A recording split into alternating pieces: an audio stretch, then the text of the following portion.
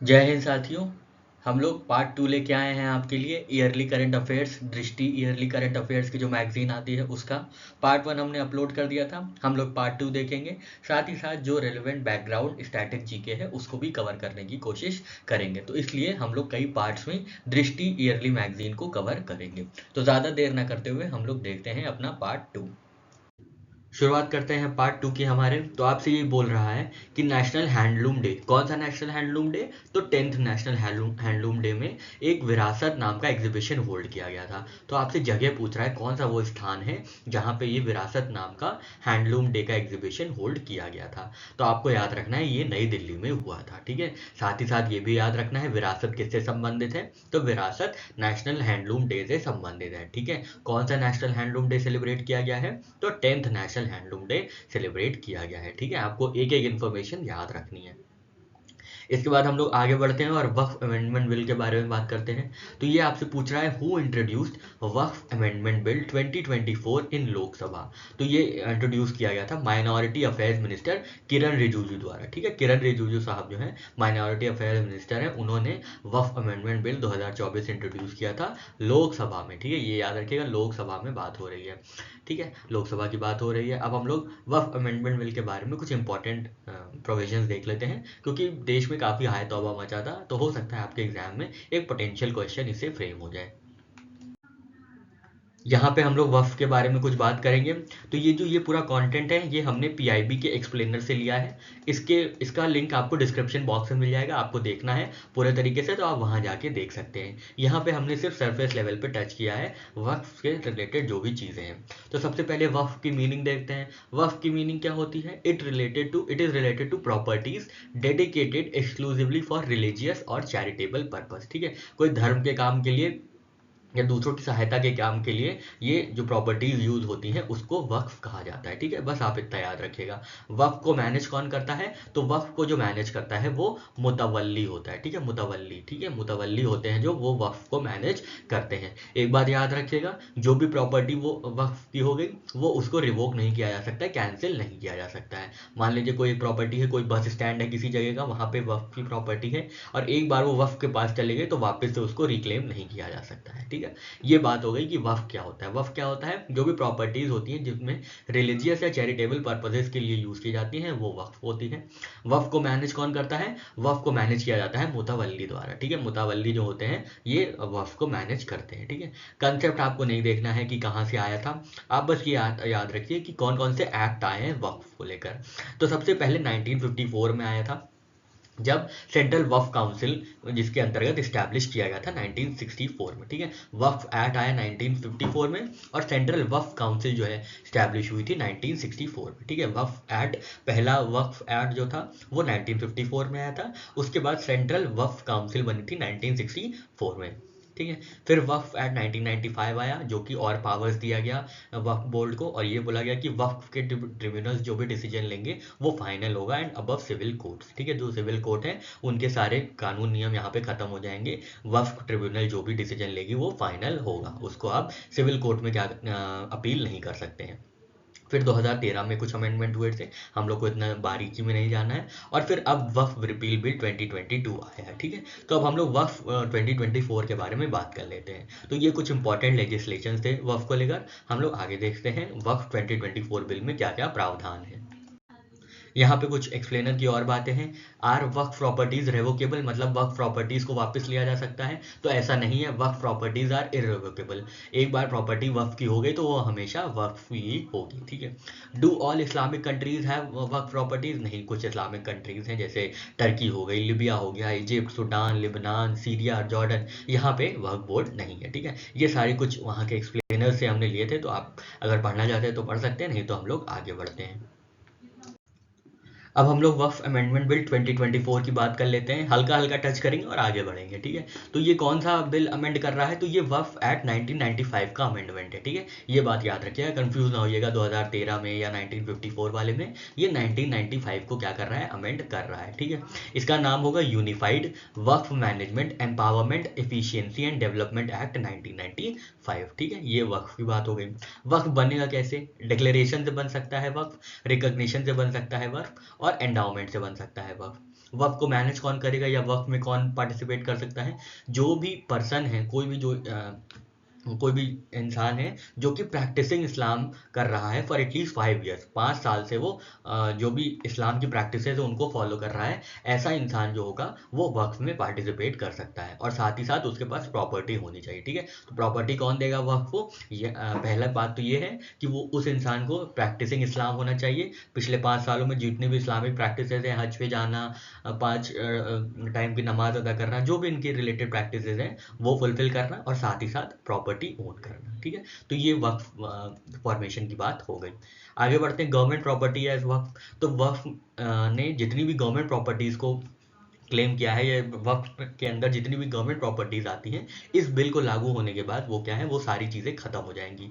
इसके बाद जो एरिया के डीएम साहब है, कलेक्टर साहब हैं, वो डिटरमिन करेंगे उसकी ओनरशिप। कौन डिटरमिन करेगा? तो याद रखिएगा, collector will determine ownership and submit a report to state government, ठीक है। जैसे मान लीजिए किसी एरिया का बस स्टैंड है, बस स्टैंड तो गवर्नमेंट की प्रॉपर्टी हुई, तो अगर वक्फ उसको अपना मानता है, तो अगर वक्फ के अंदर वो प्रॉपर्टी आती है, वो जो भी क्षेत्र है वक्फ के अंदर आता है, तो ये बिल के पास होने के बाद तुरंत क्या होगा, वो जो बस स्टैंड का एरिया है जो कि वक्फ के अंदर आता है, वो अब वक्फ के अंदर नहीं रहेगा। उसकी जो ओनरशिप है वो कलेक्टर डिटरमिन करेंगे और अपनी रिपोर्ट भेजेंगे स्टेट गवर्नमेंट को, ठीक है। वक्फ बोर्ड इज पावर क्या है वक्फ बोर्ड की? To determine property. Waqf board power to inquire and determine if a property is Waqf is remove, ठीक है। तो ये इंक्वायर किया जा सकता है। इसके बाद survey of Waqf. Survey duties shift from survey commissioner to collector. अब कलेक्टर के पास सारी पावर होंगी वक्फ प्रॉपर्टी को बताने के लिए, वक्फ प्रॉपर्टी की ओनरशिप को डिटरमिन करने के लिए, ठीक है। वक्फ काउंसिल में कौन कौन होगा? सेंट्रल वक्फ काउंसिल। ये कब आई थी? तो ये हमने देखा था 1964 में आई थी, ये बात याद रखिएगा। सेंट्रल वक्फ काउंसिल में कौन कौन होंगे? 2 मेंबर्स होंगे जो नॉन मुस्लिम्स होंगे, एमपीज हो सकते हैं, फॉर्मर जज हो सकते हैं, eminent persons, need not be Muslims, ठीक है। Specific members must be Muslims including representative of Muslim organisation, scholars in Islamic law and chairperson of Waqf boards. 2 Muslim members must be women, ठीक है। तो इसमें मुस्लिम विमेन का भी प्रावधान है, नॉन मुस्लिम्स का भी होने का प्रावधान है, और मुस्लिम्स के होने का भी प्रावधान है। तो ये कुछ बातें हैं वक्फ से रिलेटेड। वक्फ बोर्ड का कंपोजिशन क्या क्या होगा? स्टेट गवर्नमेंट नॉमिनेट करेगी 1 person each from Muslim MPs या एमएलए या बार काउंसिल के। Must include 2 non Muslim members, 1 member each from Shia, Sunni and backward class of Muslim, 1 member each from Bohra and Aga Khani communities if they have Waqf in the state, और 2 Muslim members from women, ठीक है। ये वक्फ board का composition हो गया। अब tribunal का composition क्या होगा? जो भी होंगे ट्रिब्यूनल के चेयरमैन, वो या तो करेंट डिस्ट्रिक्ट जज हों या फॉर्मर डिस्ट्रिक्ट जज हों। a current/former officer of rank of joint secretary to state government will also be included। कोई ऑफिसर हैं जॉइंट सेक्रेटरी के लेवल पे स्टेट गवर्नमेंट के, उनको भी इंक्लूड किया जाएगा। कोई बहुत जाने माने पढ़े लिखे आदमी है, मुस्लिम लॉ से संबंधित है, मुस्लिम ज्यूरिस्प्रूडेंस से बहुत अच्छी अपनी पकड़ रखते हैं, वो मेंबर बन सकते हैं, ठीक है। तो ये सारी लोग मेंबर्स होंगे। ऑर्डर क्या होगा? अपील का, जो भी ट्रिब्यूनल के ऑर्डर्स हैं उनमें कैसे अपील की जा सकती है? तो 90 दिनों के अंतर्गत हाई कोर्ट में ही अपील की जा सकती है, ठीक है। फिर पावर्स ऑफ सेंट्रल गवर्नमेंट क्या होगी? सेंट्रल गवर्नमेंट के पास पावर होगी सारे वक्फ को रजिस्टर करने की, पब्लिकेशन ऑफ अकाउंट्स की, publication of proceeding of Waqf boards की। It can also get Waqf accounts audited by CAG और डेजिग्नेटेड ऑफिसर। और अलग अलग साथ ही साथ वक्फ बोर्ड पर बोहरा एंड आगा खानी सेक्ट भी लाया गया है। The bill allows separate Waqf board for Bohra and Aga Khani sect, ठीक है। तो ये तो डायरेक्टली आपसे पूछा जा सकता है फैक्चुअल केस में कि बिल किसके किसके सेपरेट वक्फ बोर्ड को अलाउ करता है। तो बोहरा के और आगा खानी सेक्ट्स के क्या अलाउ करता है कि अलग अलग इनके अलग अलग सेक्ट, अलग अलग वक्फ बोर्ड हो सकते हैं। किसके किसके? बोहरा सेक्ट के और आगा खानी सेक्ट के। If there Waqf constitutes more than 15% of Waqf properties और Waqf income in the state, ठीक है। अगर पूरे जो वक्फ प्रॉपर्टी है उनमें 15% से ज़्यादा जो है बोहरा की प्रॉपर्टीज़ हैं या आगा खानी सेक्ट की प्रॉपर्टीज़ हैं, तो ये लोग अपनी एक नई काउंसिल, अपना एक नया वक्फ बोर्ड बना सकते हैं, जिसको बोहरा वक्फ बोर्ड कहा जाएगा या आगा खानी वक्फ बोर्ड कहा जाएगा। तो हमने ये कुछ प्रावधान देखे हैं। आगे बढ़ते हैं। तो हम लोग ने वक्फ अमेंडमेंट बिल 2024 के प्रावधान देख लिए थे। अब हम लोग बढ़ते हैं अगले क्वेश्चन की ओर, अगले वन लाइनर की ओर। तो ये आपसे पूछ रहा है तीसरा एडिशन हर घर तिरंगा कैंपेन का कब से कब तक मनाया गया था। तो हर घर तिरंगा का तीसरा कैंपेन जो है, तीसरा एडिशन का जो कैंपेन था वो 9 अगस्त से 15 अगस्त के बीच मनाया गया था। तो जो 15 अगस्त वाला हफ्ता था उसमें ये बनाया गया था हर घर तिरंगा कैंपेन। कौन सा एडिशन बनाया गया था? तो तीसरा एडिशन बनाया गया था, ये बात याद रखिएगा। आगे बढ़ते हैं, आपसे पूछ रहा है which programme is launched for empowering ginners under Ministry of Textiles. तो मिनिस्ट्री ऑफ टेक्सटाइल्स के अंदर जो गिनर्स होते हैं, गिनर्स जो रुई की उटाई करते हैं, जो बिनौला निकालते हैं, उनको गिनर्स कहते हैं, ठीक है। तो उनको एम्पावर करने के लिए कौन सा प्रोग्राम लॉन्च किया गया है? तो उनको एम्पावर करने के लिए, उनको सशक्त करने के लिए कस्तूरी कॉटन भारत प्रोग्राम लॉन्च किया गया है। कस्तूरी कॉटन भारत प्रोग्राम, ठीक है। तो ये तो बहुत डायरेक्ट सा, बहुत बेसिक सा सवाल है, तो नहीं आएगा, लेकिन फिर भी आप एक बार ध्यान दीजिएगा। आगे बढ़ते हैं, आपसे पूछ रहा है which city hosted 5th AITIGA joint committee meeting. अब AITIGA जॉइंट कमेटी मीटिंग कौन सी है देख लेते हैं। तो ये जकार्ता में हुई थी, लेकिन आप देख लीजिए, ठीक है। तो ये AITIGA मीटिंग जो है ये ASEAN India trade in goods agreement joint committee कहाँ पे हुई थी? ये जकार्ता में हुई थी, ठीक है। जकार्ता किसकी कैपिटल है? तो जकार्ता इंडोनेशिया की कैपिटल है, ठीक है। ये बात याद रखिएगा, बहुत इंपॉर्टेंट है, ठीक है। 3 अगस्त 2024 की ये खबर है। ASEAN India trade in goods agreement joint committee जो है जकार्ता में हुई थी, ठीक है। अब जकार्ता का जिक्र आया तो हम लोग इंडोनेशिया के बारे में थोड़ी सी जोग्राफिकल लोकेशन, जोग्राफिकल बातें कर लेते हैं, फिर हम लोग नेक्स्ट क्वेश्चन पे अपना आगे बढ़ेंगे। तो हमने देखा ASEAN India trade in goods agreement कहाँ पे ऑर्गेनाइज किया गया था? तो ये कहाँ पे? जकार्ता, इंडोनेशिया की कैपिटल जकार्ता में ये हुआ था। ये जकार्ता का पूरा मैप है। तो एक बार देख लेते हैं कहाँ कहाँ से क्या क्या बाउंड्रीज टच कर रहा है इंडोनेशिया। तो इंडोनेशिया नॉर्थ में तो किसी से बाउंड्री नहीं टच कर रहा है, बस यहाँ पे आप कालीमंतान वाले आइलैंड पे देखिए, ये वाले आइलैंड पे जो कि रेड सर्कल के अंदर है, इसमें 3 कंट्रीज हैं। कौन कौन सी? ब्रुनोई, मलेशिया और ये बाकी बचा हुआ इंडोनेशिया, ठीक है। बाकी बचा हुआ इंडोनेशिया कौन कौन है? ब्रुनोई है, मलेशिया है और इंडोनेशिया है। तो ये इंडोनेशिया किसके साथ बॉर्डर शेयर कर रहा है? मलेशिया के साथ। याद रखिएगा, ब्रुनोई के साथ शेयर नहीं कर रहा है, ठीक है। ये बात हो गई नॉर्थ साइड की, ठीक है। फिर ईस्ट साइड में देखिए, ईस्ट तिमोर है, यहाँ ईस्ट तिमोर है, यहाँ से बॉर्डर शेयर कर रहा है। और फिर एकदम एक्सट्रीम ईस्ट में देखिए पापा न्यू गिनी से, ठीक है, पापा न्यू गिनी से ये बॉर्डर शेयर कर रहा है, ठीक है। ये बात याद रखिएगा। यहाँ पे लैंड बॉर्डर्स किसके किससे शेयर हो रहा है? तो पापा न्यू गिनी एकदम एक्सट्रीम एंड में, एक्सट्रीम ईस्ट में। फिर ईस्ट तिमोर, ये भी ईस्ट में है, तिमोर सी के ऊपर ईस्ट तिमोर। और मलेशिया कालीमंतान आइलैंड जो है उसमें मलेशिया के साथ बॉर्डर शेयर कर रहा है इंडोनेशिया, ठीक है। तो ये बात आप याद रखिएगा। लोकेशन इसकी आप देख लीजिए, साउथ ईस्ट एशिया और ओशैनिया में है। लगभग 17,000 आइलैंड्स हैं इनके पास, Sumatra, Java, Sulawesi, Borneo, New Guinea, ठीक है, ये सारी चीज़ें हैं। Indonesia is world largest archipelagic state, ठीक है। तो वर्ल्ड के सबसे बड़े आर्कीपेलेगिक स्टेट है। 4th मोस्ट पॉपुलस कंट्री है, ये बात याद रखिएगा। 4थी सबसे ज़्यादा आबादी वाला देश है, ठीक है। मोस्ट पॉपुलस लैंड कौन सा है? तो जावा है, ठीक है। जकार्ता नहीं है, जावा है। मैरीटाइम बाउंड्रीज इसके साथ शेयर करता है, तो देख लेते हैं। ये इंडोनेशिया है, ये सिंगापुर है। तो इंडोनेशिया और सिंगापुर से शेयर करता है ये मैरीटाइम बाउंड्री। मलेशिया से शेयर करता है, ठीक है। ऊपर वियतनाम से शेयर करता है, ये वियतनाम हो गया, ये वियतनाम से शेयर करता है। फिर थाईलैंड से, थाईलैंड यहाँ पे है, ये थाईलैंड, ये देखिए ये थाईलैंड है, यहाँ से शेयर करता है। फिलीपींस, ये फिलीपींस है पूरा, ठीक है। ऑस्ट्रेलिया, ये ऑस्ट्रेलिया है, देखिए साउथ ईस्ट में ऑस्ट्रेलिया है। पलाओ और इंडिया, यहाँ पे इंडिया से ये मैरीटाइम बाउंड्री शेयर करता है, ठीक है। मैरीटाइम बाउंड्री इंडिया से शेयर करता है। ये देखिए यहाँ पे अंडमान सी आपको दिख रहा होगा, अंडमान सी से निकलते ही स्ट्रेट ऑफ मलाका आ जाता है, ठीक है। तो यहाँ से मैरीटाइम बाउंड्री इंडिया से भी ये शेयर करता है, ये बात याद रखिएगा, ठीक है। तो ये हल्की सी जोग्राफिकल लोकेशन हो गई इंडोनेशिया की। यहाँ पे हम लोग फिजिकल बाउंड्रीज देख लेते हैं। अभी हम लोग ने पॉलिटिकल बाउंड्रीज देखी थी। तो शुरुआत करते हैं हम लोग नॉर्थ से, स्ट्रेट ऑफ मलाका से, ठीक है। रेड रेड आपको दिख रहा होगा, रेड रेड इंक आपको दिख रही होगी, सर्कुलर रिवॉल्व हो रही है स्ट्रेट ऑफ मलाका के इर्द गिर्द, ठीक है। तो स्ट्रेट ऑफ मलाका किसको किसको सेपरेट करता है? Between Malay peninsula and Sumatra, ठीक है। ये बात याद रखिएगा, ये वाला जो आइलैंड है ये सुमात्रा है, यहाँ पे दिख रहा है ना आपको, ये सुमात्रा है, ठीक है। तो सुमात्रा और मलय पेनिनसुला मतलब मलेशिया का पेनिनसुला को अलग करता है स्ट्रेट ऑफ मलाका।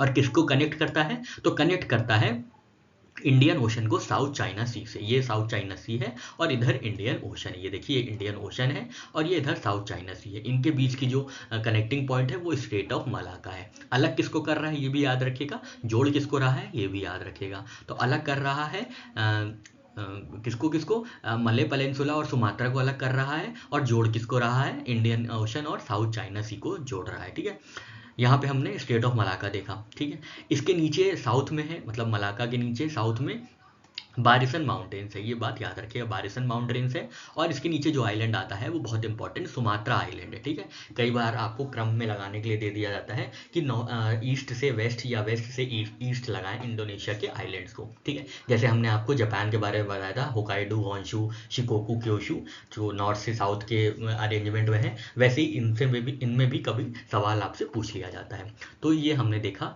ये सुमात्रा आइलैंड है। ठीक है, ये सुमात्रा आइलैंड है। रुकिए थोड़ा सा इरेज कर देते हैं ताकि आपको चीज़ें समझ में आती रहे। ठीक है, तो ये हो गया हमारा सुमात्रा आइलैंड। ठीक है, ये आपका हो गया सुमात्रा आइलैंड। ठीक है, ये सुमात्रा आइलैंड दिख रहा है ना आपको, रुकिए रेड से करते हैं कोशिश कर। अरे बाप रे, ये तो बहुत ज़्यादा गड़बड़ हो गया। ठीक है, ये सुमात्रा आइलैंड है। सुमात्रा आइलैंड में बैरिसन माउंटेन्स है। ठीक है, उसके नीचे है जकार्ता, उसके नीचे है जकार्ता। ठीक है, जकार्ता, ये बात याद रखिए, जकार्ता। ठीक है, जकार्ता कहाँ पे, सुमात्रा के साउथ में है जकार्ता। ठीक है, या सुमात्रा के वेस्ट में, ईस्ट में है जकार्ता। जकार्ता से आगे बढ़ेंगे तो जावा आएगा। ठीक है, जावा आएगा, बहुत इंपॉर्टेंट आइलैंड है जावा। ठीक है, उसके आगे बाली आएगा, ये देखिए बाली दिख रहा होगा। ठीक है, बाली दिख रहा होगा। और फिर आएगा लॉम्बॉक। ठीक है, लॉम्बॉक आएगा। ठीक है, ये कुछ 4-5 आइलैंड्स हैं जो कि आपको याद रखने हैं। ठीक है, ये आपको याद रखने हैं। और ये ईस्ट तिमोर है जहाँ से बाउंड्री बनती है इंडोनेशिया की। ठीक है, यहाँ पे हमने मलाका स्ट्रेट देखा, अब सुंडा स्ट्रेट देख लेते हैं। ठीक है, सुंडा स्ट्रेट देख लेते हैं। सुंडा स्ट्रेट किसको अलग करता है, between Java and Sumatra.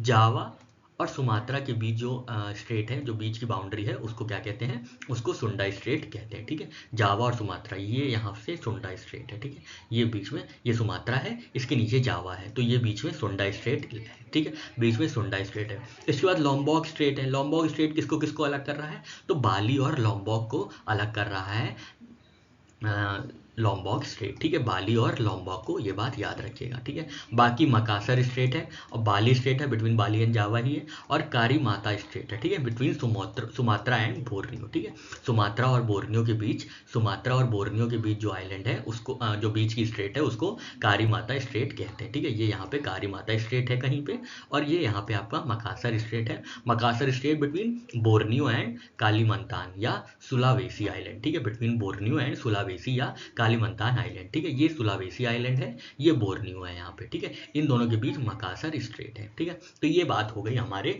Indonesia में जितने प्रॉपर स्टेट्स हैं उनकी, और जो इंपॉर्टेंट आइलैंड्स हैं, सुमात्रा, जावा, बाली, लॉम्बॉक, इनकी, और बीच में जकार्ता। ठीक है, बीच में जकार्ता। नेक्स्ट क्वेश्चन पे आते हैं। हम लोग ने देखा था AITI-GA मीटिंग कहाँ हुई थी, जकार्ता में हुई थी, और हम लोग ने इंडोनेशिया की पूरी पॉलिटिकल और फिजिकल बाउंड्रीज को अच्छे से स्टडी कर लिया था। आगे बढ़ते हैं, आपसे पूछ रहा है which Indian GI tagged product was first exported to Poland. तो पोलैंड को पहली बार कौन सा GI टैग्ड प्रोडक्ट एक्सपोर्ट किया गया है, बहुत इंपॉर्टेंट क्वेश्चन है, याद रखिएगा। ठीक है, तो पोलैंड को पहली बार फिग जूस दिया गया है, मतलब एक्सपोर्ट किया गया है, फिग का जूस जो है एक्सपोर्ट किया गया है, किसको, पोलैंड को। हो सकता है आपसे उल्टा पूछ ले कि GI टैग प्रोडक्ट जो कि फिग जूस है वो किस कंट्री को पहली बार एक्सपोर्ट किया गया है, तो पोलैंड को पहली बार एक्सपोर्ट किया गया है, याद रखिएगा। आगे बढ़ते हैं, आपसे पूछ रहा है विच स्टेट लॉन्च्ड मुख्यमंत्री मैया सम्मान योजना इन अगस्त 2024। तो मुख्यमंत्री मैया सम्मान योजना किसने लॉन्च किया है, झारखंड राज्य ने लॉन्च किया है। ठीक है, ये बात याद रखिएगा, झारखंड राज्य ने मुख्यमंत्री मैया सम्मान योजना 2024 लॉन्च किया है। आगे बढ़ते हैं, देखते हैं क्या पूछ रहा है, which state became first to purchase all crops at MSP। ठीक है, ऑल क्रॉप्स एट MSP पे खरीदने वाली सारी की सारी जो क्रॉप्स होंगी, जो फसल होगी, उनको MSP पे खरीदने वाला कौन सा स्टेट बना है, सारी की सारी जितनी भी फसल होंगी उनके राज्य में, हरियाणा के राज्य में, वो सारी की सारी क्या है, MSP पे खरीदेंगे। तो ये बात याद रखिएगा, काफ़ी ज़्यादा इंपॉर्टेंट है। हरियाणा जो है ऐसा राज्य बना है जो कि सारी की सारी फसल होगी जितनी भी, वो MSP दाम पे खरीदेगा। ठीक है, आगे बढ़ते हैं, पूछ रहा है which state scrapped 2 child policy for local body polls. ठीक है, तो किस स्टेट ने, किस राज्य ने ये प्रावधान को हटा दिया गया है कि लोकल बॉडी पोल्स में, मतलब जो भी लोकल चुनाव हैं हमारे, म्यूनसिपैलिटी के चुनाव हो गए, ठीक है, नगर पालिका के चुनाव हो गए, उसमें वही लड़ सकेंगे जिनके 2 बच्चे हों। ऐसा प्रावधान आया था, लेकिन ऐसा प्रावधान अब हटाया जा रहा है। तो कौन से राज्य में हटाया जा रहा है आपको ये बताना है। तो आंध्र प्रदेश के राज्य में ये हटाया जा रहा है कि जिनके 2 से अधिक बच्चे हैं वो भी इन लोकल बॉडी पोल्स में पार्टिसिपेट कर सकते हैं, ठीक है। आगे बढ़ते हैं, आपसे पूछ रहे हैं who was appointed as new head coach of India's junior men's hockey team, ठीक है। तो ये साहब जो हैं ये PR श्रीजेश हैं। इन्होंने अभी रिटायरमेंट लिया था ओलंपिक्स में ब्रॉन्ज जीतने के बाद। ये गोलकीपर रहे हैं इंडिया के। तो ये नए हेड कोच बने हैं इंडिया की जूनियर मेंस हॉकी टीम के, ठीक है, PR श्रीजेश। आगे बढ़ते हैं, ये पूछ रहे हैं आपसे 77वें लोकार्नो फिल्म फेस्टिवल में किसको लाइफ टाइम अचीवमेंट अवार्ड से सम्मानित किया गया है, ठीक है। कौन से बॉलीवुड के अभिनेता हैं, बॉलीवुड एक्टर हैं, उनको लाइफ टाइम अचीवमेंट अवार्ड से सम्मानित किया गया है 77वें लोकार्नो फेस्टिवल में। याद रखिएगा 77वें लोकार्नो फेस्टिवल में किसको सम्मानित किया गया है, तो शाहरुख खान को सम्मानित किया गया है लाइफ टाइम अचीवमेंट अवार्ड से, ठीक है। याद रखिएगा, अवार्ड का नाम याद रखिएगा, कौन सा एडिशन है ये याद रखिएगा, कौन सा फिल्म फेस्टिवल है ये याद रखिएगा, और आपको हस्ती तो याद रखनी ही है कि शाहरुख खान है, ठीक है। आगे बढ़ते हैं, ये आपसे पूछ रहे हैं which Indian Sri Lanka military exercise commenced on August 12 2024। तो इंडिया और श्रीलंका के बीच कौन सी मिलिट्री एक्सरसाइज होती है, मित्र शक्ति। याद रखिएगा, मित्र की शक्ति 2024, मित्र शक्ति 2024 जो है इंडिया श्रीलंका की मिलिट्री एक्सरसाइज है। आगे बढ़ते हैं, आपसे पूछ रहे हैं who was known as father of Agni missiles who passed away at the age of 84। Important question है, याद रखेगा। फादर ऑफ अग्नि मिसाइल्स कौन थे, तो डॉक्टर राम नारायण अग्रवाल, ठीक है। डॉक्टर राम नारायण अग्रवाल जी जो थे वो फादर ऑफ अग्नि मिसाइल्स के फादर थे वो, ठीक है। Father of Agni missiles doctor Ram Narayan Agarwal को जाना जाता है फादर ऑफ अग्नि मिसाइल्स के तौर पर, ठीक है। अब हम लोग अग्नि मिसाइल्स के बारे में कुछ बात कर लेते हैं। अभी हम लोग ने डिस्कस किया कि डॉक्टर राम नारायण अग्रवाल जी जो थे, जो कि फादर ऑफ अग्नि मिसाइल्स के नाम से जाने जाते थे, उनका हाल ही में निधन हो गया है। तो थोड़ा बैकग्राउंड इन्फॉर्मेशन हम लोग अग्नि के बारे में भी देख लेते हैं। अग्नि मिसाइल्स कैसी हैं, उनकी रेंज क्या है, फ्यूल फॉर्म्स क्या हैं, पेलोड क्या है, ये सारी चीज़ें जल्दी से देख लेते हैं। तो अग्नि 1 सबसे पहले आई थी और उसकी रेंज थी 700 किलोमीटर से 1200 किलोमीटर तक, और इसमें जो पेलोड कैरी कर सकती थी ये 300 से 500 किलो तक ये पेलोड कैरी कर सकती है।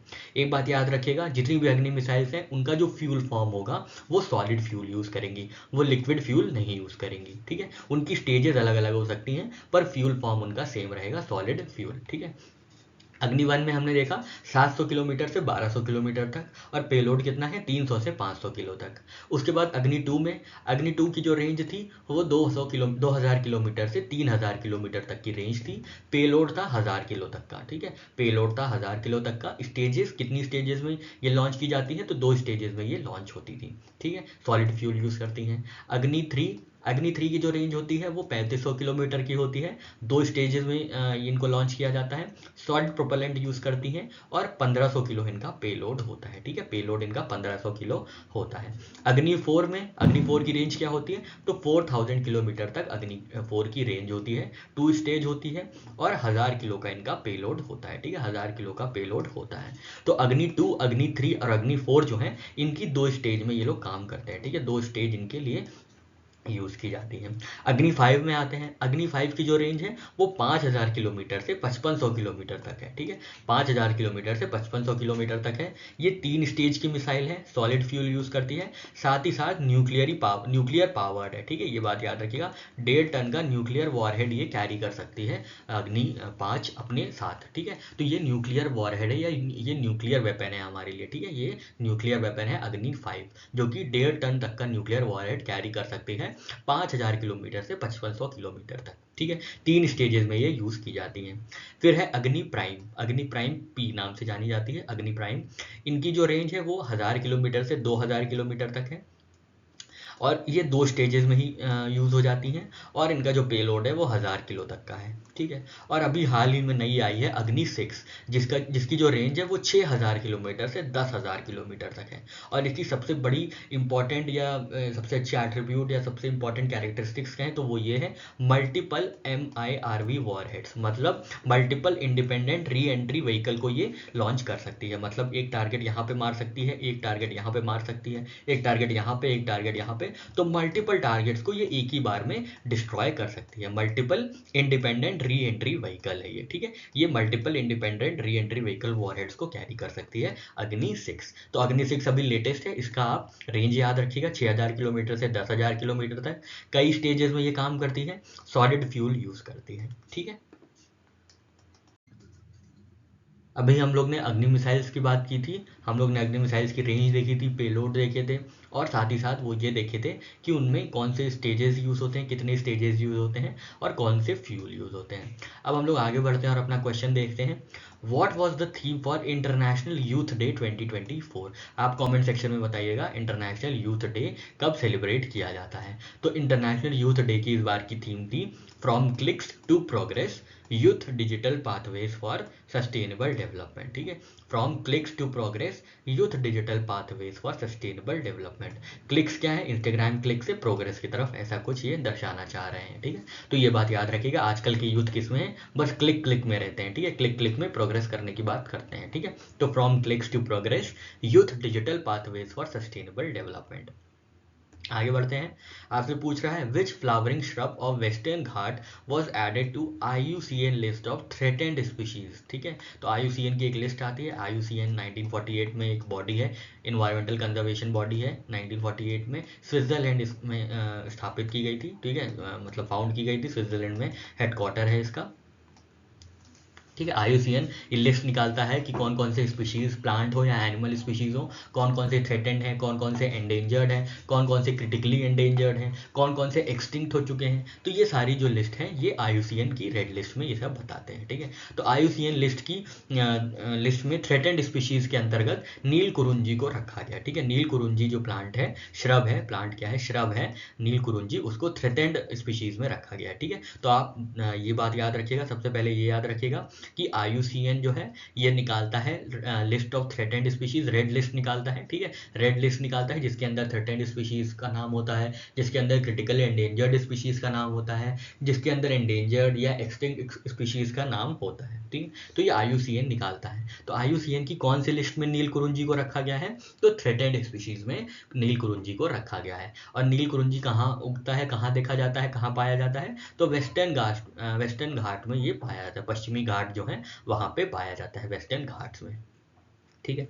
आगे बढ़ते हैं और क्वेश्चन लेते हैं अपना, which what did PM Modi present to Ukraine during his visit marking the first visit by an Indian prime minister to Ukraine, ठीक है। तो यूक्रेन में किसी भारत के किसी भी पहले प्रधानमंत्री के यात्रा में प्रधानमंत्री मोदी ने क्या चीज़ गिफ्ट की थी, क्या चीज़ दिया था यूक्रेन को, आपको ये बताना है। तो भीष्म क्यूब दिया था, ठीक है। भीष्म क्यूब क्या है, ये पोर्टेबल हॉस्पिटल्स हैं जहाँ पे लगभग एक टाइम पे 50 पेशेंट्स ट्रीट किए जा सकते हैं, और ये एक तरीके की एम्बुलेंस है, चलती फिरती एम्बुलेंस है, इसमें कई चीज़ें रखी होती हैं अंदर जो कि मेडिकल इमरजेंसी के दौरान यूज़ किया जा सकता है, ठीक है। तो ये भीष्म क्यूब्स दिया गया था यूक्रेन को, ठीक है। आपसे उल्टा पूछ सकता है भीष्म क्यूब्स किसको दिया था प्रधानमंत्री मोदी ने अपनी यात्रा में, तो यूक्रेन को दिया था, ये बात याद रखिएगा, यूक्रेन को दिया था, ठीक है।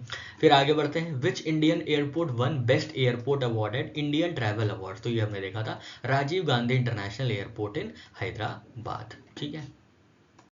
नेक्स्ट क्वेश्चन लेते हैं, ये आपसे पूछ रहा है where was India's first rice ATM launch, India का पहला राइस ATM कहाँ पे लॉन्च हुआ है, तो याद रखिएगा मंचेश्वर, भुवनेश्वर में एक जगह है ओडिशा में, ठीक है। मंचेश्वर जो भुवनेश्वर में एक जगह है ओडिशा में, वहाँ पे लॉन्च किया गया है इंडिया का राइस ATM, ठीक है। इंडिया का राइस ATM वहाँ पे लॉन्च किया गया है, ये बात याद रखिएगा, ठीक है।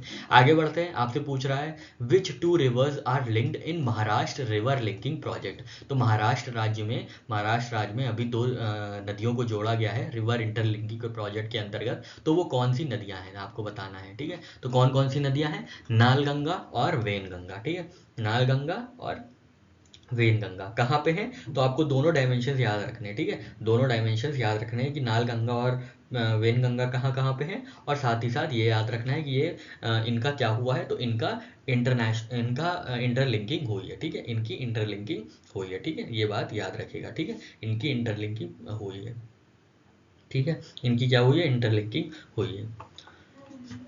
कौन सी नदियां हैं? तो नालगंगा, नलगंगा और वेनगंगा, ठीक है, नालगंगा और वेलगंगा। आगे बढ़ते हैं, अपॉइंटमेंट से रिलेटेड क्वेश्चन है। Who took over as director general of BSF on August 3 2024, ठीक है, तो अगस्त 3 2024 को डायरेक्टर जनरल ऑफ बीएसएफ का पद किसने संभाला है, आपको ये बताना है। तो दलजीत सिंह चौधरी साहब जो हैं, इनको डायरेक्टर जनरल बनाया गया है बीएसएफ का, ठीक है। बीएसएफ के डायरेक्टर जनरल कौन बने हैं? तो दलजीत सिंह चौधरी बने हैं। फिर अगला भी अपॉइंटमेंट रिलेटेड है, आपको बताना है director general of Assam rifles किसको नियुक्त किया गया है। तो डायरेक्टर जनरल यहाँ पे बीएसएफ पूछा था, यहाँ पे असम राइफल्स पूछा है। तो असम राइफल्स में लेफ्टिनेंट जनरल विकास लखेरा को नियुक्त किया गया है, ठीक है। लेफ्टिनेंट जनरल साहब है विकास लखेरा साहब, उनको असम राइफल्स का डायरेक्टर जनरल नियुक्त किया गया है। आगे बढ़ते हैं, ये आपसे पूछ रहे हैं who was named as brand ambassador for SA20 league in August 2024, ठीक है। SA20 लीग में किसको ब्रांड एम्बेसडर नियुक्त किया गया है? तो दिनेश कार्तिक को नियुक्त किया गया है, ठीक है। इनका ये बहुत स्ट्रगल भरा इतिहास रहा है, बहुत ज़्यादा इन्होंने भी स्ट्रगल किया है, अगर आप जानते होंगे तो जानते होंगे, नहीं तो कोई बात नहीं। दिनेश कार्तिक जो है इन ये ब्रांड एम्बेसडर चुने गए हैं SA2020 लीग के, ठीक है। आगे बढ़ते हैं, ये आपसे पूछ रहे हैं पर्वत प्रहार जो कि हाई एल्टीट्यूड वॉरफेयर की एक्सरसाइज है, वो कहाँ पे कंडक्ट की गई थी, ठीक है। पर्वत प्रहार हाई एल्टीट्यूड वॉरफेयर की जो एक्सरसाइज है वो कहाँ पे कंडक्ट की गई थी? तो ये लद्दाख में कंडक्ट की गई थी, ठीक है। लद्दाख जो यूनियन टेरिटरी है वहाँ पे कंडक्ट की गई थी, ठीक है। नेक्स्ट है, हम लोग से पूछ रहा है कौन एक बुक का नाम दिया है और पूछ रहा है किसने ये बुक लिखी है। तो इस India@100 envisioning tomorrow's economic power house, इसके लेखक कौन है, इस बुक के राइटर कौन है, ऑथर कौन है? India@100 envisioning tomorrow's economic power house. तो इसके जो लेखक हैं वो हैं प्रोफेसर KV सुब्रमण्यन, ठीक है। KV सुब्रमण्यन जो है इसके लेखक हैं। आगे बढ़ते हैं, आपसे पूछ रहे हैं during her state visit to Fiji which award did Droupadi Murmu receive, ठीक है। तो प्रेसिडेंट साहिबा जो है द्रौपदी मुर्मू जी ये फिजी गई थी, तो इनको कौन से राज्य के अवार्ड से, राज्य के जो भी अवार्ड होते हैं उनसे सम्मानित किया गया था। तो इनको सम्मानित किया गया था companion of the order of Fiji से, ठीक है। Companion of the order of Fiji से सम्मानित किया गया था, किसको? द्रौपदी मुर्मू जी को सम्मानित किया गया था, ठीक है। तो आपसे पक्का ही उल्टा पूछेगा अगर पूछना है कि companion of order of Fiji से किसको सम्मानित किया गया है, आपके ऑप्शन दे देगा नरेंद्र मोदी, अमित शाह, प्रेसिडेंट द्रौपदी मुर्मू या राजनाथ सिंह, कुछ भी दे सकता है आपको। तो आपको याद रखना है companion of order of Fiji किसको दिया गया, कि ये सम्मान किसको मिला है? तो ये सम्मान मिला है हमारी प्रेसिडेंट साहिबा द्रौपदी मुर्मू जी को, ठीक है।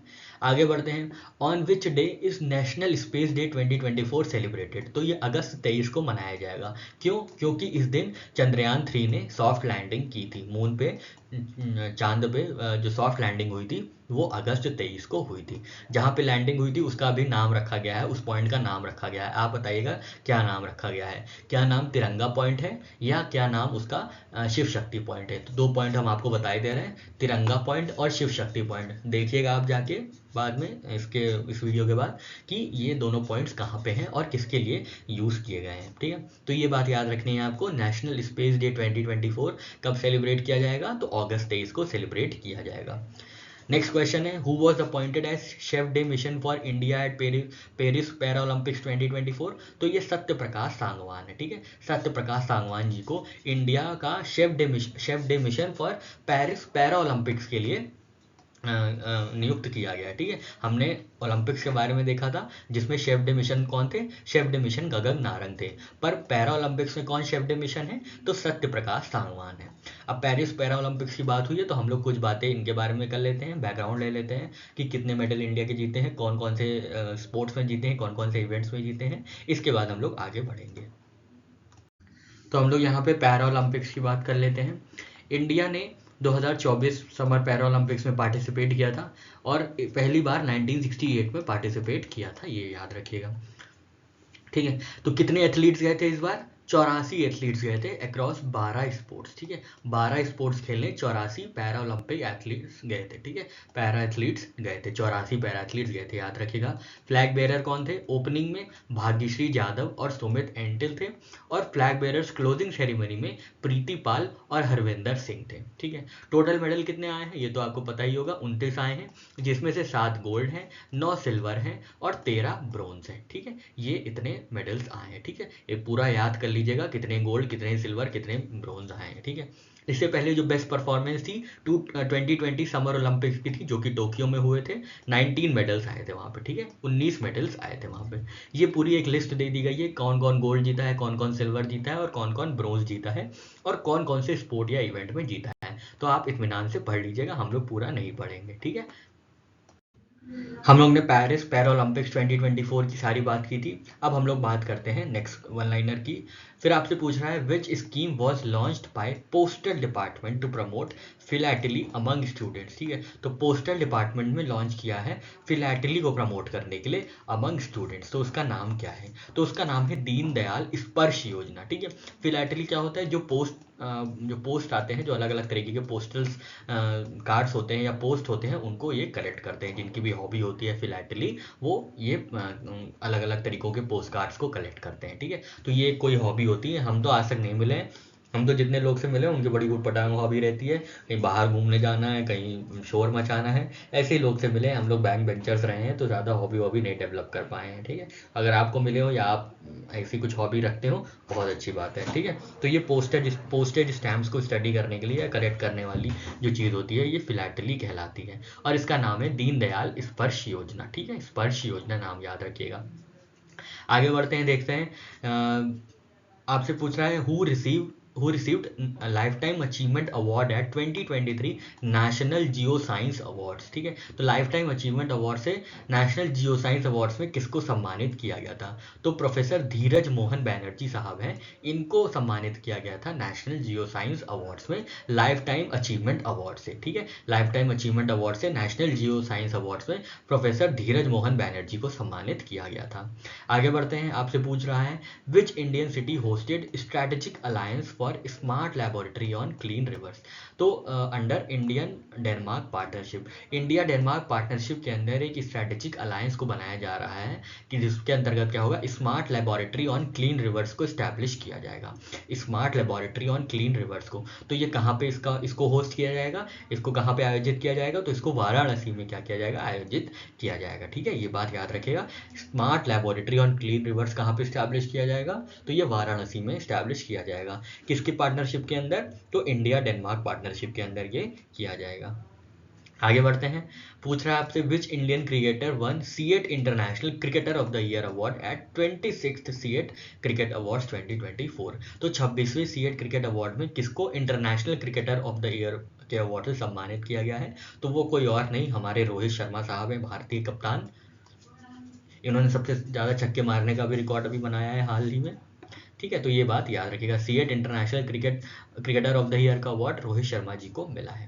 आगे बढ़ते हैं, आपसे पूछ रहा है which university will inaugurate India's first constitution museum in 2024, ठीक है। तो कॉन्स्टिट्यूशन म्यूजियम कौन सी यूनिवर्सिटी पे इनॉग्रेट करेगी या उसका उद्घाटन होगा? कौन सी यूनिवर्सिटी में कॉन्स्टिट्यूशन म्यूजियम का, जो कि भारत में ऐसा पहला म्यूजियम है, उसका उद्घाटन किया जाएगा? तो ओपी जिंदल ग्लोबल यूनिवर्सिटी में कॉन्स्टिट्यूशन म्यूजियम का उद्घाटन किया जाएगा, ठीक है। ये बात आपको याद रखनी है। बढ़ते हैं आगे, नेक्स्ट वन लाइनर्स देखते हैं हम लोग। तो आपसे ये पूछ रहा है what is the name of world's first mobile and reusable hybrid rocket launch by India, ठीक है। तो पहला मोबाइल और रीयूजेबल हाइब्रिड रॉकेट जो लॉन्च किया गया है इंडिया द्वारा, उसका नाम क्या है? उसका नाम रूमी 1 है, याद रखिएगा, रूमी 1। ये कैसा रॉकेट है? तो ये हाइब्रिड रॉकेट है और इसकी स्पेशलिटी क्या है? ये रीयूजेबल हो सकता है, कई बार इसको यूज किया जा सकता है लॉन्च में, ठीक है। इसका नाम है रूमी 1। आगे बढ़ते हैं, ये आपसे पूछ रहे हैं which nuclear missile submarine was commissioned by defence minister Rajnath Singh, ठीक है। तो राजनाथ सिंह द्वारा न्यूक्लियर मिसाइल सबमरीन कौन सी अभी हाल ही में कमीशन हुई है, आपको ये बताना है। तो उसका नाम है इंडियन नेवल शिप INS अरीघाट, ठीक है। INS अरीघाट, ठीक है, INS अरीघाट है, याद रखिएगा। आगे बढ़ते हैं, आपसे पूछ रहा है reset programme launch by Mansukh Mandaviya aimed at. तो रीसेट प्रोग्राम जो है ये रिटायर्ड स्पोर्ट पर्सन को करियर स्किल्स प्रोवाइड करेगा, ठीक है। Empowering retired sport persons with career skills, reset programme याद रखिएगा, रीसेट प्रोग्राम, ठीक है। रीसेट प्रोग्राम किससे संबंधित है? तो empowering retired sport person with career skills से संबंधित है।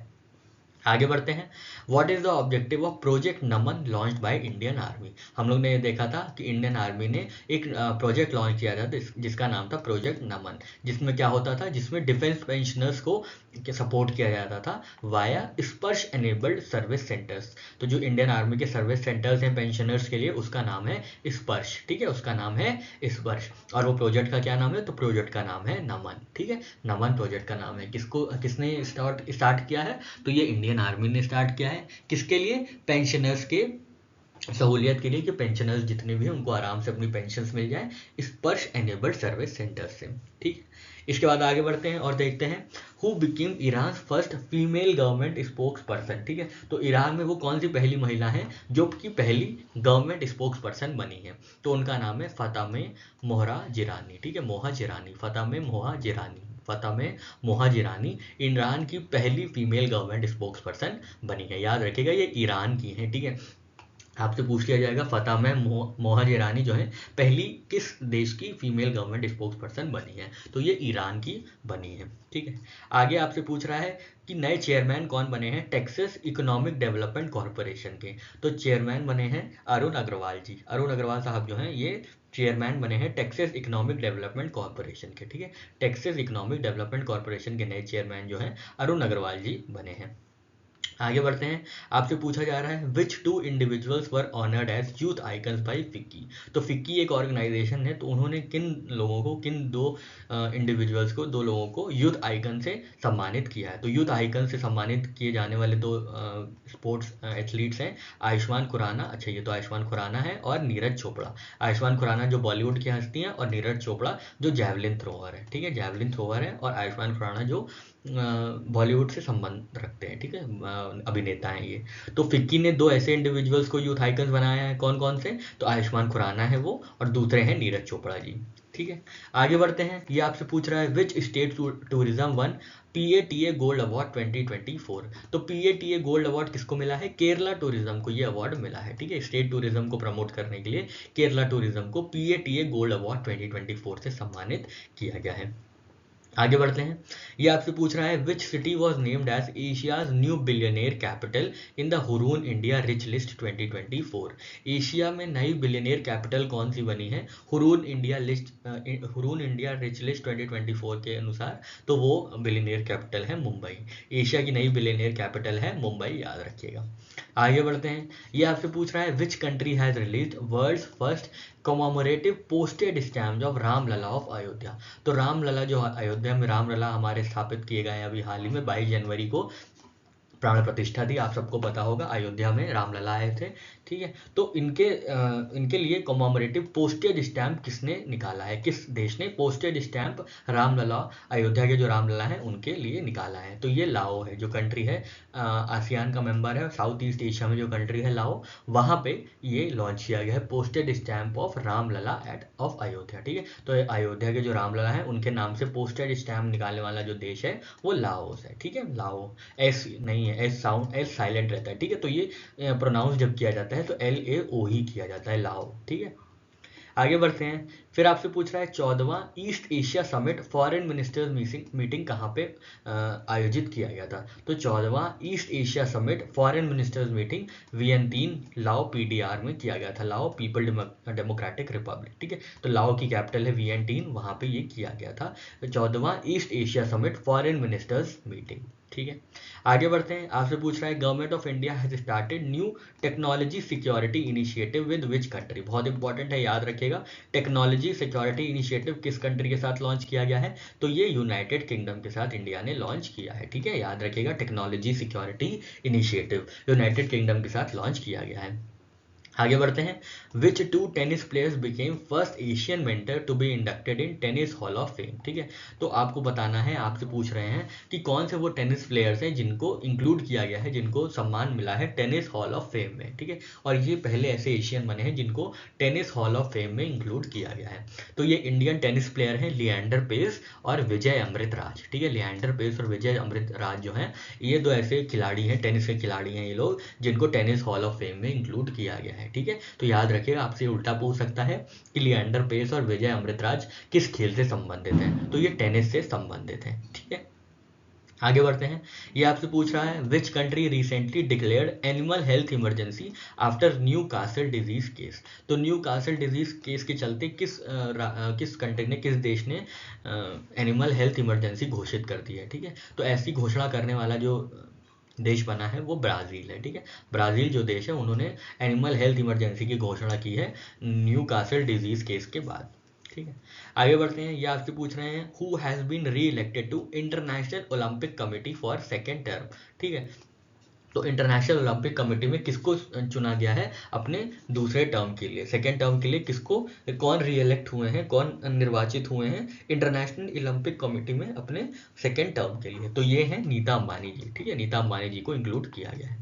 आगे बढ़ते हैं। आपसे इंडिया की रैंक पूछ रहा है हेनले पासपोर्ट इंडेक्स में, जो कि जुलाई 2024 में आया था। तो इसकी रैंक है 82, 82 रैंक है, 82nd रैंक है हेनले पासपोर्ट इंडेक्स में इंडिया की रैंक। जुलाई 2024 की ये न्यूज़ है। फिर आपसे पूछ रहा है who won Indian national chess championship title in 2024। तो Indian national chess championship title का खिताब किसने जीता है, तो कार्तिक वेंकट रमन ने जीता है। याद रखिएगा, कार्तिक वेंकट रमन ने इंडियन नेशनल चेस चैंपियनशिप का खिताब जीता है 2024 में। ये जो अगली खबर है ये काफ़ी ज़्यादा इंपॉर्टेंट है। Who is India's first civilian space tourist, जो कि गए हैं स्पेस में। ठीक है, तो इंडिया के पहले सिविलियन स्पेस टूरिस्ट कौन है जो कि स्पेस में यात्रा करके आए हैं, जैसे हिमाचल प्रदेश हो या उत्तराखंड हो, ऐसे घूमने गए थे इंडिया से। तो वो कौन से यात्री बने हैं, पहले स्पेस के यात्री कौन बने हैं इंडिया से। तो इनका नाम है गोपी चंद थोटाकुरा। गोपी चंद थोटाकुरा कहाँ से आते हैं, शायद आंध्र प्रदेश या तेलंगाना से आते हैं। ठीक है, ये आप याद रखिएगा। गोपी चंद थोटाकुरा जो हैं ये पहले सिविल स्पेस टूरिस्ट बने हैं, इंडियन सिविलियन स्पेस टूरिस्ट बने हैं। ठीक है, आगे बढ़ते हैं। आपसे पूछ रहा है how many new districts were created in Ladakh. तो लद्दाख में 5 नए डिस्ट्रिक्ट बने थे, जिसका नाम था जास्कर, द्रास, अब 3 हम भूल गए और आप नाम हमको याद दिलाइएगा। ठीक है, जास्कर, द्रास और 3 और थे, उनका नाम हम भूल गए, आप याद दिलाइएगा। ठीक है, आगे बढ़ते हैं। Which new portal was launch to enhance work place safety for women in 2024। तो इस पोर्टल का नाम है शी बॉक्स पोर्टल। तो ऐसा कौन सा पोर्टल है जो वीमेन की वर्क प्लेस सेफ्टी के लिए लॉन्च किया गया था, तो शी बॉक्स पोर्टल लॉन्च किया गया था। आगे बढ़ते हैं। आपसे पूछ रहा है which Indian athlete won a bronze medal at 2024 para Olympics in the women's 10 metre air rifle standing H1 event. तो ये मोना अग्रवाल जी जीती थी। ठीक है, मोना अग्रवाल जी जीती थी। आगे बढ़ते हैं। World heritage committee comprises of representatives from. तो 21 देशों से जो है वर्ल्ड हेरिटेज कमेटी के जो भी मेंबर्स होते हैं वो 21 देशों से आते हैं, according to world heritage convention 1972। ये बात याद रखिएगा। ठीक है, India is now at which position globally for the most number of world heritage properties. तो सबसे ज़्यादा वर्ल्ड हेरिटेज प्रॉपर्टीज के स्थान पे इंडिया का कौन सा स्थान है, आपको ये बताना है। तो इंडिया का 6ठा स्थान है। ठीक है, इंडिया का छठा स्थान है, याद रखिएगा। ठीक है, 6th पोजीशन है। पहली, दूसरी, तीसरी कौन है आप ये बताइएगा, और टोटल इंडिया में कितनी वर्ल्ड हेरिटेज प्रॉपर्टीज हैं आप ये बताइएगा कमेंट सेक्शन में। ठीक है, आगे बढ़ते हैं। आपसे पूछ रहे हैं who inaugurated India's 500th community radio station. ठीक है, इंडिया का 500वां कम्युनिटी रेडियो स्टेशन कहाँ पे लॉन्च किया गया था, तो शायद मिजोरम या मणिपुर में लॉन्च किया गया था, आप बताइएगा। ठीक है, मिजोरम या मणिपुर में लॉन्च किया गया था। तो ये लॉन्च किया गया था यूनियन मिनिस्टर श्री अश्विनी वैष्णव द्वारा जी। ठीक है, उन्होंने ये इंडिया का 500वां कम्युनिटी रेडियो स्टेशन लॉन्च किया था। आगे बढ़ते हैं। आपसे पूछ रहा है national mission on cultural mapping is scheme administered by which ministry. तो national mission on cultural mapping नाम से ही समझ में आ रहा है कि मिनिस्ट्री ऑफ कल्चर इनमें क्या है, एडमिनिस्टर करेगी। आगे बढ़ते हैं। Which state government launch Rajiv Gandhi civils Abhayahastam scheme. ठीक है, राजीव गांधी सिविल्स अभ्यासटम स्कीम जो लॉन्च की गई है वो तेलंगाना सरकार द्वारा की गई है। ठीक है, वो तेलंगाना सरकार द्वारा की गई है। जो भी प्रीलिम्स क्वालिफाई करेंगे उनको मेंस और इंटरव्यू की फुल मॉनिटरी सपोर्ट दिया जाएगा इस स्कीम के अंतर्गत। ठीक है, आगे बढ़ते हैं। ये आपसे पूछ रहा है which Indian state has made it mandatory for tourist vehicles to carry garbage bags. किस भारतीय राज्य ने ये रूल बना दिया है, मैंडेटरी कर दिया है कि जो भी टूरिस्ट आ रहे हैं, जो भी टूरिस्ट व्हीकल्स हैं, जो भी यात्री आ रहे हैं घूमने उस राज्य में, उनको अपने साथ गार्बेज बैग कैरी करना पड़ेगा। मतलब एक डस्टबिन टाइप की चीज़ कैरी करनी पड़ेगी और जितना भी अपना कचरा है, कूड़ा है, वो उसी डस्टबिन में इकट्ठा कर देंगे। तो ऐसा राज्य बना है सिक्किम। ठीक है, तो सिक्किम राज्य ने सबसे बोला है, सिक्किम राज्य ने ये घोषणा की है, मैंडेटरी कर दिया है कि जितने भी टूरिस्ट आ रहे हैं टूरिस्ट व्हीकल्स में गार्बेज बैग्स होनी चाहिए, कोई भी कूड़ा कचरा इधर उधर नहीं फैलाएगा। ठीक है, आगे बढ़ते हैं। आपसे पूछ रहा है Indian passport allows visa free country to how many countries. तो 58 कंट्रीज में जो है इंडियंस को अलाउ किया जाएगा वीजा ऑन अराइवल। ठीक है, बिना वीजा के या वीजा ऑन अराइवल अलाउ किया जाएगा 58 कंट्रीज में। ठीक है, ये बेस्ड होती है हेनले पासपोर्ट पे। हेनले पासपोर्ट इंडेक्स में इंडिया की कौन सी रैंक है? तो 82nd रैंक है। ठीक है, 82nd रैंक है। पहले नंबर पे कौन है आप ये बताइएगा। फिर आपसे पूछ रहे हैं Joe Biden has endorsed whom as Democrat candidate for presidential election of USA. तो जो बाइडेन साहब जिनकी थोड़ी तबीयत सी खराब दिखती है, कई बार कैमरे पे इधर उधर चले जाते हैं, तो इन्होंने किस डेमोक्रेटिक कैंडिडेट को एंडोर्स किया है राष्ट्रपति चुनाव के लिए अमेरिका में। ठीक है, अमेरिका में अभी हाल ही में राष्ट्रपति के चुनाव होने वाले हैं, तो जो बाइडेन जो कि डेमोक्रेट पार्टी से आते हैं, एक दो पार्टियां हैं इनकी, डेमोक्रेट और रिपब्लिकन। रिपब्लिकन के लिए डोनाल्ड ट्रंप साहब आगे आए हैं और डेमोक्रेटिक कैंडिडेट हैं कमला हैरिस। ठीक है, कमला हैरिस जो कि करंट वाइस प्रेसिडेंट भी हैं, उनको एंडोर्स किया गया है as president for presidential election of USA. ठीक है, तो कमला हैरिस को एंडोर्स किया गया है।